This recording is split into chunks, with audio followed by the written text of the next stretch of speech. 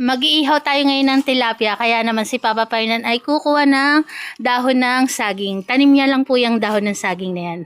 O, diba? Ang ganda ng dahon ng saging namin eh, o. Tapos meron ulit tayong tanim na papaya.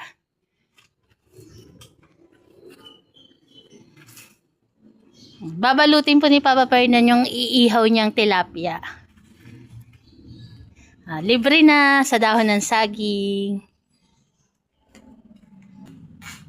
Tapos, wala nga pala tayong sili. Kasi yung sili natin doon, nabulok na. Kaya, ang gagawin natin, kukuha tayo dito. Meron na ako nakitang hinog na sili. Ayan, hinog na ang ating sili. Kaya naman kukunin natin pang sausawan mamaya. Thank you. O, diba? Ito ang unang sili na aking napitas dito sa tanim namin.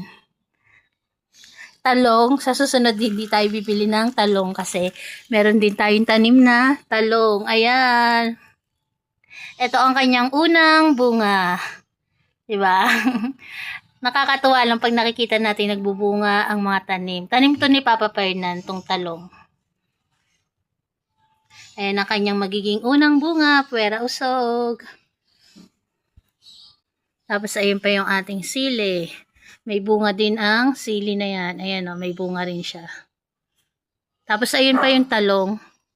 Yan talong, nilipat niya yan kasi kasabayan niyan ito.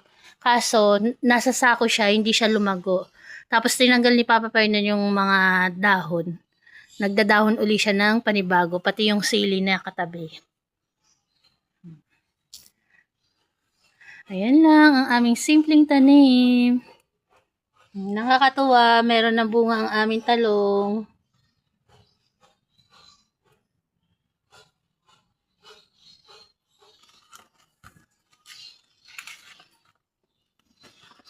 Ayan, binabalot na po ni Papa Fernan ang tilapia. Inihaw na tilapia.